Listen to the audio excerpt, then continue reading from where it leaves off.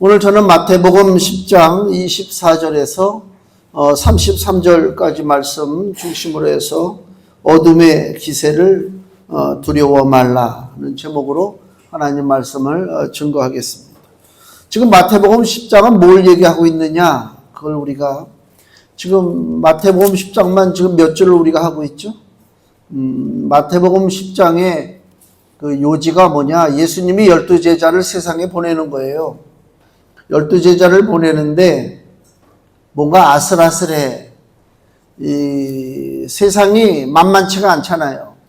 예수님이 제자들 보낸다고 해서 세상에서 어서 오십시오 환영하는 것도 아니고 기다리고 있는 것은 핍박이요.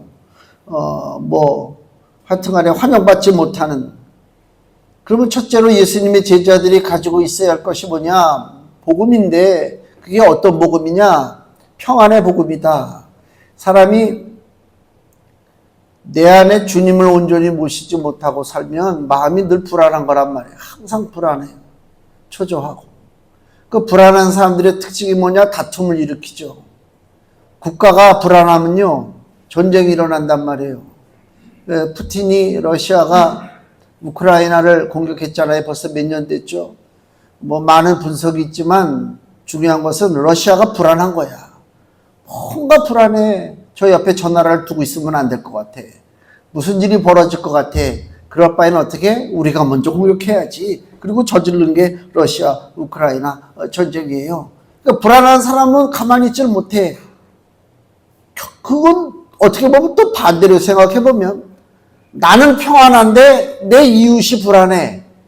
그러면요, 내 평안은 거짓 평안이 될 수도 있어요. 내가 갖고 있는 평화, 평온, 평강, 이런 말 있잖아요. 이거는 내 이웃도 같이 그걸 누려야 내가 진짜 평강한 거야. 나 혼자서 바깥에서 난리를 치고 그러는데 나 혼자서 평강하다. 나는 마음이 편안하다. 그게 아니거든요. 그래서 복음을 전하는 거예요. 복음이 전해지는 곳에 근심, 걱정, 염려가 사라지고 하나님의 평안의 말씀이 들어가서 평안케 되는 역사가 벌어진다. 그래서 평안을 갈구하는 거예요. 내 이웃에게 전하는 것입니다. 그래서 평안이 전해져야 되는데 문제는 뭐냐? 세상이 가만두지 않아요. 세상이 가만두죠. 예수님이 겪으신 그 시대, 그때가 어느 때냐면 악이 기세를 떠는 시대다. 그래서 하나님의 아들을 지금 핍박합니다. 여기 24절, 25절 보시면 제자가 그 선생보다 또는 종이 상전보다 높지 못하나니 제자가 그 선생 같고 종이 그 상전 같으면 조카도다. 집주인을 누굴 얘기하냐면요, 예수님을 얘기하는 거예요. 집주인을 세상 사람들이 뭐라고 얘기하냐면 바알세불이다. 마귀의 왕이야. 파리의 왕, 마귀를 상징, 아주 험한 욕이요. 그러니까 예수님을 세상 사람들이 저거 마귀 새끼다 그거예요. 오히려 쉽게 얘기하면 마귀가 오히려 하나님의 아들을 향해서 마귀라고 그러는 거야. 웃기죠? 그러니까 집주인을 바알세불이라 하였거든 하물며 그 집 사람들이야. 그 집 사람들이란 누구예요? 예수님의 제자들이요. 그러니까 이 시대가 악한 시대입니다.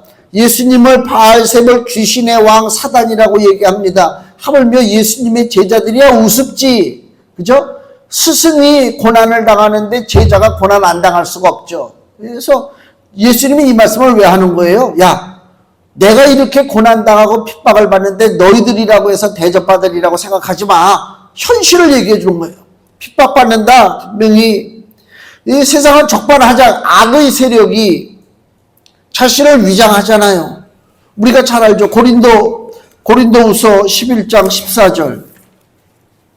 고린도후서 11장 14절에서 15절 말씀. 이것이 이상한 일이 아니라 사단도 자기를 광명의 천사로 가장하나니 그러므로 사단의 일꾼들도 자기를 의의 일꾼으로 가장하는 것이 또한 큰 일이 아니라 저희의 결국은 그 행위대로 되리라. 망할 거지만 일단은 사단의 종자들이 의의 일꾼인 것처럼 가장하잖아요. 세상이 그거예요. 누가 나는 죄 졌습니다. 나는 악합니다. 그러고 다니는 사람 없어요. 다 의로운 사람 같아. 다 굉장해. 저 보이스피싱 있잖아요. 보이스피싱 오면은 무슨 검찰이라고 그러고 중앙지검이라고 그러고 막 그 위장하는 거잖아요. 근데 사람들이 우리가 볼 때 야, 왜 저기에 넘어갈까? 근데 넘어가. 얼마나 위장을 잘하면 넘어가냐고. 세상은 그런 시대거든요. 자신을 감춰 포장해. 겉모습 가지고는 알 수가 없어. 우리가 사람을 겉모습 보고 판단할 수 없잖아요. 그렇다고 속을 알 수가 있느냐? 10길 물속을 알아도 한 길 사람 속은 또 몰라. 야, 이게 어려운 거란 말이에요. 응? 시대가 그런 시대에 살고 있단 말입니다. 그러니까 악의 세력이 변장을 하고 오히려 하나님의 아들을 악하다고 얘기한다니까. 지금도 우리 주변에 뭐가 악이고 뭐가 선인지 지금 모르죠. 몰라요. 이 역사가 흘러가야 알아요. 역사가 흘러가야 한다니까. 하나님만이 이것을 판정하시고 하나님만이 선하시다고 하는 사실을 우리가 마음속에 새겨두지 못하면 우리가 어느 순간 나도 모르는 사이에 악한 세력에 속아서 끌려가게 돼 있다. 그렇게 돼 있단 말입니다. 심지어는요, 누가복음을 보니까 예수님을 뭐라고까지 표현하냐면 누가복음 22장 37절 예수님이 하신 말씀이에요. 신약성경 135페이지. 누가복음 22장 37절에 내가 너희에게 말하노니 기록된 바 저는 불법자의 동류로 역임을 받았다 한 말이 내게 이루어져야 하리니 내게 관한 일이 이루어 감이니라. 이게 무슨 얘기예요? 예수님이 제자들에게 하는 얘기인데 세상 사람들이 나를 불법자의 동류가 뭐예요? 깡패 자식이다 그 얘기요. 건달이다 그 얘기요. 세상 사람들이 하나님의 아들 예수를 뭐라고 부른다? 건달, 깡패, 불량배 그렇게 부른단 말입니다. 그걸 예수님이 알고 있어요. 심지어 이렇게까지. 그렇기 때문에 예수님의 제자가 24절 다시 선생보다 또는 종이 상전보다 높지 못하다는 얘기는 뭐예요? 뛰어넘지 못해. 제자는 스승을, 종은 주인을 뛰어넘지 못해. 선생님이, 스승이 당한 고통, 상전이 당한 고통 그대로 받을 수밖에 없어요. 그걸 인정하고 간단 말이에요. 그러니까 예수님의 제자들은 당연히 고통받는 거예요. 예수님이 냉정하게 얘기합니다. 그러나 26절 그런즉 너희도 고통받아. 그렇지만 뭐라고? 너희를 고통 주는 그 사람들 저희를 두려워하지 말라. 이게 핵심이에요. 고통이 없고 핍박이 없고 문제가 없다는 것이 아니라 핍박이 와요. 문제가 생겨요. 어려움이 와요. 그러나 두려워하지 마. 왜? 26절 다시 보면 감추인 것이 드러나지 않을 것이 없고 숨은 것이 알려지지 않을 것이 없느니라. 이게 뭔가 드러난다는 얘기잖아요. 첫째로 하나님의 진리가 드러나게 돼 있습니다. 복음을 전하잖아요. 사람들이 우습게 보죠. 그 시대 2000년대 그 무식한 시대에 예수를 믿고 십자가를 따라가고 하나님 앞에 순종하고 그런 말을 할 때 옛날에는요. 지금도 윤리의식이 땅바닥에 떨어졌지만 2000년 전에는요. 윤리라고 하는 것이 별로 없어요. 그래서 우리 고대 역사를 보면 고대는 전쟁을 열왕기 상하 이스라엘이 이방 민족들과 전쟁한 이야기들 나오잖아요. 뭘 우리가 발견하냐면요. 잔인해. 성을 점령하면요. 씨를 안 남겨. 여리고성 무너질 때도 그렇잖아요. 그냥 안 죽여도 되는데 다 죽여버려. 모든 일이 다 그래. 물론 하나님의 계획하심도 있지만은 그 시대는요. 지금 시대의 윤리 기준으로 바라볼 수가 없어요. 우리나라도 마찬가지입니다. 조선시대만 해도 세종 때까지만 해도 집안에서 일하는 종들을요. 마음에 안 들고 잘못하면요. 멍석에 말아서 두드러 패서 죽였어요. 그래도 사람을 죽여도 죄가 안 되는 시대가 있었다니까. 종이라고 하는 이유 하나 때문에. 그런 게 너무 많아요. 지금 시각으로 볼 수가 없죠. 윤리의식이 떨어졌어요. 아주 험악한 시대란 말이에요. 그 험악한 시대에 예수님의 생명의 말씀이 들어가 진리가 퍼지는 거예요. 사람들이 진리를 얼마나 알겠어요? 윤리도 모르는 사람들이, 도덕도 모르는 사람들이 뭘 알겠어요? 몰라요. 근데 지치지 않고 포기하지 않고 그 생명의 복음의 말씀을 전하면 점점 복음의 영향력이 커져서 복음이 얘기하는 그 진리가 무엇인지가 드러나게 돼 있다. 진리가 드러나는 거예요. 그러면 진리가 드러나면 반대적으로 거짓도 드러난다. 그전까지만 해도 무엇이 거짓이고 무엇이 잘못인지를 모르고 살았던 사람들이 하나님의 복음이 들어오니까 거짓이 드러나는 거예요. 눈에 보인다니까. 눈에 보인단 말이에요. 응? 그렇잖아요. 그전에는 우리가 다 제사 지냈어요. 때 되면 제사 지내고, 그 다음에 맑은, 냉수에다가, 맑은 물에다가 밥 풀어가지고, 숟가락은 밥에다 꽂아놓고 집안에서, 일본 사람들만 집안에다 귀신을 모신 것이 아니라 한국 사람들도 집안에다 귀신 모시고 살았다고. 우리 집도 어렸을 때 그랬어요. 당연히 숟가락 밥에다 꽂고 물에다가 밥 풀어가지고 놓고 있고 거기다 절하고 그게 당연한 줄 알았어요. 근데 복음의 빛이 들어왔어요. 아이고 그게 얼마나 어리석고 바보 같은 짓인가 이제 깨닫기 시작하는 거예요. 그래서 안 해요. 근데 아직도 이 땅에 수많은 사람들이 또 빌고 무덤에 가서 그냥 별의별 짓 다 하잖아요. 음식도 차려놓고 어떤 사람들은 담배도 갖다가 무덤에다 꽂아놓대. 아니 담배 펴가지고 병 걸려 죽었는데 거기다가 담배를 꽂아놓으면 어떡하라는 얘기야 그래. 아니 술 먹다 죽었는데 거기다가 술을 갖다 부어버리면은 그거 어떡하라는 얘기야.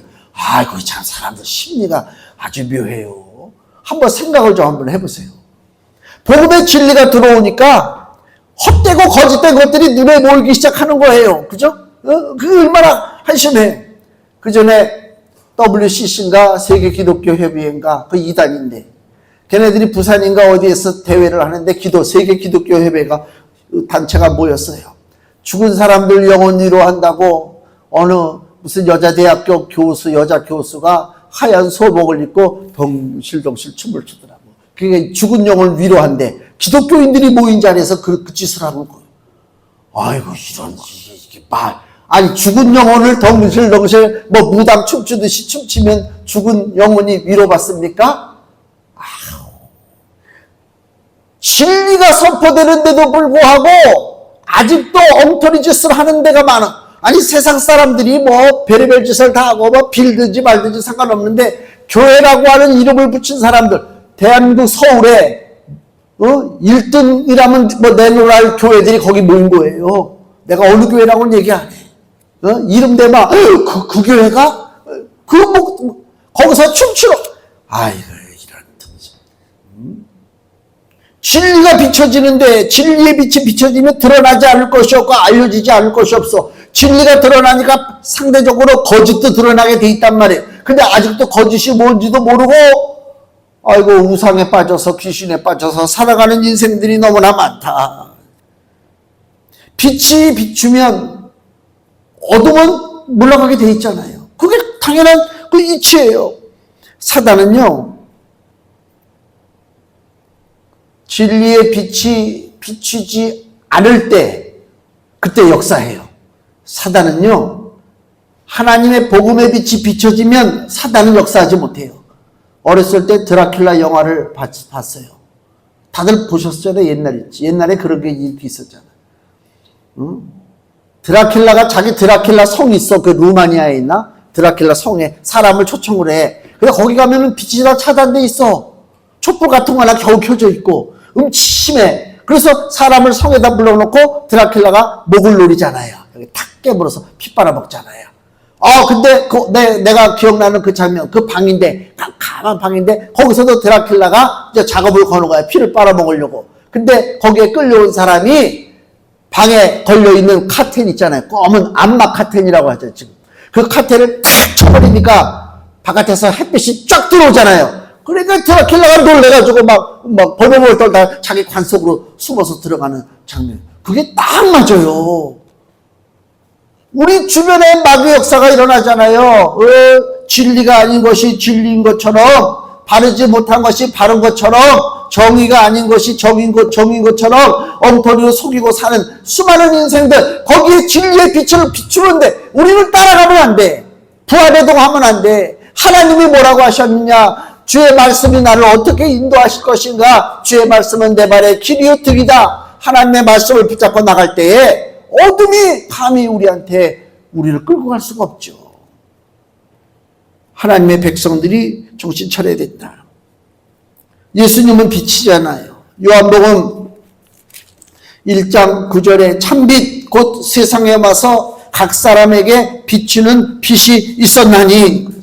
예수님이 빛이에요. 그럼 우리는 뭐예요? 예수님을 따라다니는 우리도 빛이에요. 요한복음 8장 12절.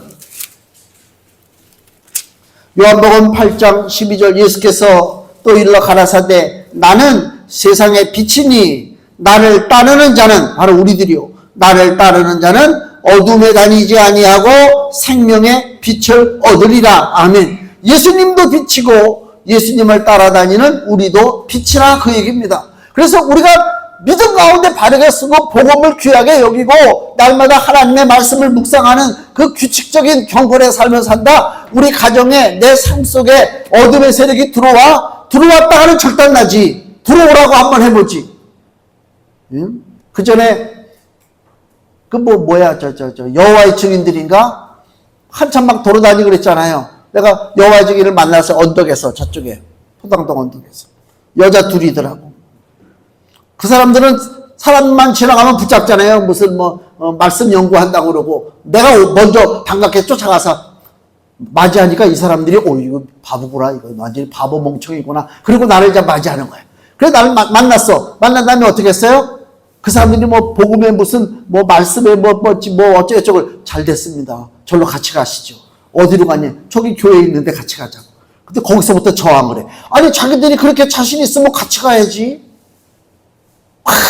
버텨. 안 끌려가려고 버텨.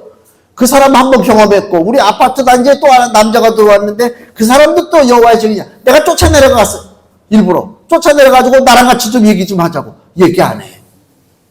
도망가더라니까. 진리의 빛을 비추라. 도망다니지 말고. 응? 예수님이 빛이면 우리도 빛이란 말입니다. 문제는 뭐냐면요. 어둠이 너무 강력하다 보니까 사람들이 어둠에 깊이 빠져서 빛을 발견하지 못해요. 아무리 비춰줘도 이게 빛인 줄 모른다니까.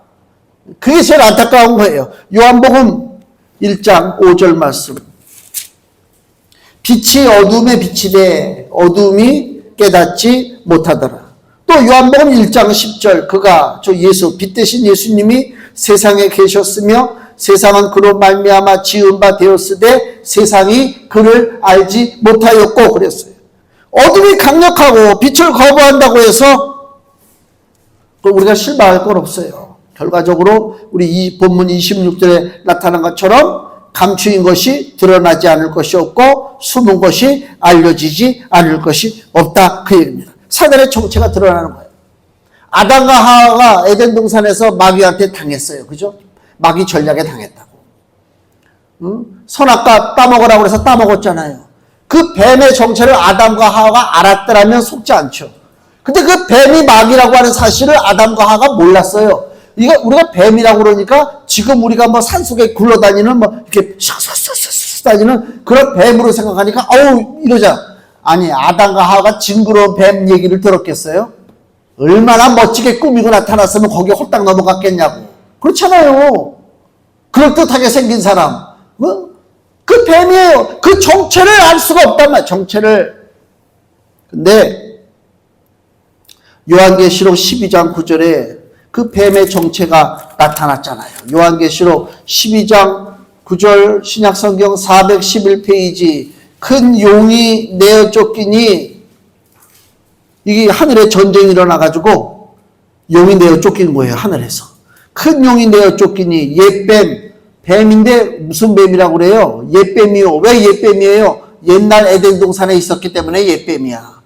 옛뱀, 그 옛뱀의 정체가 곧 마귀라고도 하고 사단이라고도 하는 온 천하를 꿰는 자라, 온 천하를 속이는 자라 그 얘기입니다. 땅으로 내어 쫓기니 그의 사자들 귀신들도 저와 함께 내어 쫓기니라.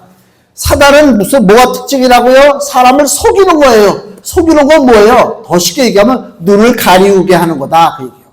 빛을 차단시키는 거다 그 얘기입니다. 사단은. 사단은 어떻게든 간에 우리 삶 속에 복음의 빛이 못 들어오게 차단하는 거예요. 광명한 빛이 못 들어오게 차단시킨다니까요. 그럼 우리는 반대로 사단과 싸워서 이기려면 어떻게 해야 되느냐? 내가 뭐 힘 좋고 능력 좋아서가 아니라 뭘 배워서가 아니라 빛만 들어오게 하면 돼. 내 삶 속에. 그 빛이 뭐라고요? 예수 그리스도 생명의 말씀이란 말이에요. 그 빛이 들어오는 거란 말이에요. 어둠의 군대는 패하는 것입니다. 쫓겨나가게 돼 있다 그 얘기입니다. 다시 요한계시록 12장 11절 말씀. 우리가 그 어둠의 세력들과 마귀들과 싸워서 뭐로 이기느냐? 요한계시록 12장 11절 또 여러 형제가 어린 양의 피와 자기의 증거하는 말을 인하여 저를 이기었으니, 우리가 믿음의 사람들이 어린 양의 피, 예수님의 십자가 피와 자기의 증거하는 말, 예수님의 복음이죠. 그 복음으로 인하여 저를 이겼다. 저가 누굽니까? 바로 옛뱀, 마귀라고도 하고 사단이라고 하는 그 옛뱀, 사단의 세력, 그게 바로 저입니다. 그 저를 이기었으니 그들은 죽기까지 자기 생명을 아끼지 아니하였도다. 어린 양의 피와 예수를 증거하는 복음, 이것이 밝은 빛입니다. 그래서 다시 본문 26절에 뭐라고요? 예수님 말씀하기 그런즉 저희를 두려워하지 말라. 왜? 너희들에게는 예수의 피와 복음이 주어질 것이기 때문이다. 그 얘기입니다. 진리는 강력합니다. 복음의 능력은 강력해요. 그래서 27절에 내가 너희에게 어두운 데서 이루는 것을 광명한 데서 말하며 너희가 귓속으로 듣는 것을 집 위에서 전파하리라. 숨어서 전할 것이 아닙니다. 쉬쉬할 것이 아닙니다. 자신 있게 전하라 그 얘기입니다. 복음 전파의 가장 큰 장애물이 뭐냐? 마귀도 아닙니다. 방해물이 뭐냐? 불신 세력이 아닙니다. 복음 전파의 가장 큰 방해물이 뭐고 장애물이 뭐냐? 우리 마음에 찾아오는 두려움이다 그 얘기예요. 두려움이 찾아오는 거예요. 그래서 예수님이 26절에도 저희를 두려워하지 말라 그러잖아요. 또 28절 몸은 죽여도 영혼은 능히 죽이지 못하는 자들을 두려워하지 말고, 내가 두려워하는 사단과 어둠의 권세가 실상은 보잘것없다 그 얘기입니다. 어둠의 권세가 대단한 것 같죠? 아무것도 아닙니다. 여기 28절을 보세요. 몸은 죽여도 영혼은 능히 죽이지 못하는 자들, 누굽니까? 바로 세상에 있는 모든 권세 있는 것들입니다. 나를 죽일 수 있겠지. 6.25 때요. 6월 25일 날 6.25 전쟁이 터지고 서울이 이틀 만에 3일 28일 날 서울이 점령당했는데, 그때에 북한 애들이 그 인민군 애들이 서울대병원에 들어와가지고 서울대병원에 그 국군 부상자들과 민간인들이 많이, 지금도 서울대병원 무슨 일 있으면 서울대병원 가려고 하잖아. 그래서 군인과 우리 민간인들 그 병자들이 1000명이 있었는데 북한군 50명의 특수대들이 그 1000명을 살해했습니다. 여러분 알고 계십니까? 이게 진리가 가려지는 것입니다. 다른 거 가지고는 그렇게 난리를 치는데 그 서울대병원 그 자리에 가보세요. 그 기념비가 있습니다. 조그만 비석 하나 세워져 있습니다. 설마 나 좀 발견 안 했으면 좋겠다 하는 식으로 세워져 있어요. 1000명이 죽었습니다. 그때 1000명을 학살한 그 인민군 장교 이름까지 다 드러났습니다. 대단하죠? 다 숨기려고 애를 쓰고 막 저거 하잖아요. 그 인민군들이 국군과 우리 민간인들 부상당한 사람들 1000명을 이틀에 걸쳐서 살해했어요. 근데 예수님이 뭐라고 지금 말씀하시냐? 너희 몸을 죽여도 영혼을 죽이지 못하는 자들이다 그 얘기요. 몸은 죽여도 영혼을 죽이지 못하는 자들을 두려워하지 말라. 그러면 진짜 두려워해야 할 존재가 누구냐? 우리의 몸과 우리의 영혼을 지배하시고 다스리시고 심판하시는 그분을 우리가 두려워해야 되는데, 그분이 누구냐? 우리 하나님이다 그 얘기예요. 그러니까 결론은 이 얘기는 무슨 얘기냐? 우리 예수님의 제자들을 보고 예수께서 하신 얘기는 너희는 두려워할 거 없어. 진짜 두려워해야 할 분은 우리 아버지 하나님인데 그 하나님은 누구 편이라? 하나님은 우리 편이라 그 얘기예요. 하나님은 좋으신 하나님이라 그 얘기입니다. 하나님 좋으신 하나님이에요. 그래서 여기 29절에 이렇게 기록되어 있어요. 참새 2마리가 한 아사리온에 팔리는 것이 아니냐. 아주 적은 동전에 참새 2마리가 팔리죠. 아주 가치가 없다 그 얘기예요. 그러나 너희 아버지께서 허락지 아니하시면 그것조차도, 그 하찮은 것조차도 하나님의 허락하심이 있어야 된단 말이에요. 허락지 아니하시면 그 하나라도 땅에 떨어지지 아니하리라. 그러면서 너희에게는 30절 머리털까지 다 세신 바 되었나니 두려워하지 말라. 예수님이 또 말씀하죠. 두려워하지 말라. 너희는 많은 참새보다 귀하니라. 우리를 사랑하시는 아버지는요, 우리 생활에 무심하고 우리를 돕지도 못하는, 사랑도 없고 능력도 없는 그런 아버지가 아니라 온 우주의 생명을 주장하시는 권세 있는 나의 아버지다 그 얘기입니다. 그 아버지가 나에게 좋은 것을 주시고 우리를 보호해 주시기 때문에 두려워하지 말라 세상을 예수님이 하시는 얘기입니다. 마치 복음을 들고 세상으로 가는 것이 양이 이리 가운데 가는 것 같이 그렇게 아슬아슬합니다. 지금도 시대가 악합니다. 지금은 더 이상 복음이 잘 안 전해지는 시대라고 그래요. 교회마다 들리는 얘기는요, 교회가 줄어들고 교회가 축소되고 성도들이 교회를 떠나고 교회를 픽픽거리고 손가락질하고, 뭐 우리가 그렇게 했으니까 손가락질 받아도 할 말은 없지만 교회답지 못했어요. 교회가 복음을 떠나서 너무 사회활동을 많이 했다. 예? 사회활동하면 안 돼. 오직 복음이요. 예수 복음이란 말이에요. 사람들이 교회를 우습게 여기는 그런 시대에 살아가고 있습니다. 우리가 오히려 주눅이 듭니다. 어둠의 기세가 강렬합니다. 근데 예수님 주시는 말씀이 뭐라고요? 그 어둠의 기세를 두려워하지 말라 그 얘기입니다. 금주 말씀을 보세요. 요한계시록 12장 12절 같이 읽습니다. 그러므로 하늘과 그 가운데 거하는 자들은 즐거워하라. 그러나 땅과 바다는 화 있을진저 이는 마귀가 자기의 때가 얼마 못된 줄을 알므로 크게 분내어 너희에게 내려갔음이라 하더라. 아멘. 이 땅에는요 혼돈이 와요. 가면 갈수록 세상이 어지러워져요. 지진의 소식이 있잖아요. 기근의 소식이 있어요. 근데 아직은 아니라고 예수님 그러시잖아요. 이제 종말이 시작입니다. 세상이 점점 악해져요. 먹을 것이 없어져요. 물가가 올라요. 경제전쟁이 벌어져요. 민족이 민족을, 나라가 나라를 대적하는 시대가 돌아왔어요. 악한 시대가 돌아왔단 말이에요. 이 악한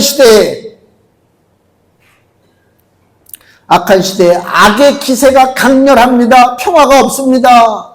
그럴 때 어떻게 해야 되느냐? 오직 복음만이 우리가 살 길입니다. 통일교 문선명이가 죽고 문선명 부인이 지금 무슨 재단에 뭐가 되는지 요새 텔레비전에 계속 통일교 선전하더라고. 그거 한번 나오면 잘 보세요. 속지 말라고 내가 하는 얘기요. 무슨 세계 평화를 위해서 그날이 올 때까지. 사람의 노력으로 세계 평화가 오는가? 천만의 말씀이요. 난리가 나고 지진이 나고 전쟁이 나고 아이고 죽겠다 막 통곡할 때, 그때 번개가 동에서 서로 번쩍인 같이 인자의 나타남이 그때 나타나는 거예요. 말세에. 그래서 이 땅에 살아가는 수많은 사람들이 예수 그리스도 나타나심을 환영하는 것이 아니라 예수님이 나타날 때 두려워서 벌벌 바위야 산이야 나를 가려라 그리고 숨고 있단 말이에요. 두려움이 강력하게 이 땅을 지배할 때가 온단 말이에요. 그러나 복음을 붙잡고 사는 자들의 주께서 주시는 말씀, 너희는 두려워하지 말라 그 얘기입니다. 왜? 내 편, 내 하나님이 오시기 때문에, 내 주님이 오시기 때문에 그렇습니다. 악의 기세가 강력하게 설쳐되는 이때에 우리 하늘에 속한 자들은 즐거워합니다. 금주의 말씀의 첫 번째 줄이 뭐라고요? 그러므로 하늘과 그 가운데 거하는 자들은 즐거워하라. 왜 즐거워해요? 우리는 이겼기 때문에 그렇습니다. 우리에게 생명의 복음의 빛이 있기 때문에 우리는 즐거워합니다. 그러나 땅과 바다는 화가 있습니다. 땅과 바다는 무엇입니까? 예수님의 복음을 받아들이지 않는 세상입니다. 세상은 화가 있습니다. 그러나 복음을 받아들인 우리는 하늘에 거하는 자입니다. 우리는 즐거워해야 된다, 그 얘기입니다. 시대가 악하고 세상이 복잡하게 돌아가는 이때에 우리가 정신을 더 바짝 차리고 악의 기세에 눌리지 말고 예수께서 말씀하신 대로 두려워하지 말며 담대하게 예수님의 복음을 자랑하고 나의 구주를 높이고 하나님의 영광을 나타나기를 힘쓸 때에 주께서 기뻐하시고 우리들에게 더 큰 용기와 믿음과 또한 이 땅에 필요한 모든 자원을 우리들에게 허락해 주실 줄로 믿습니다. 기도하겠습니다.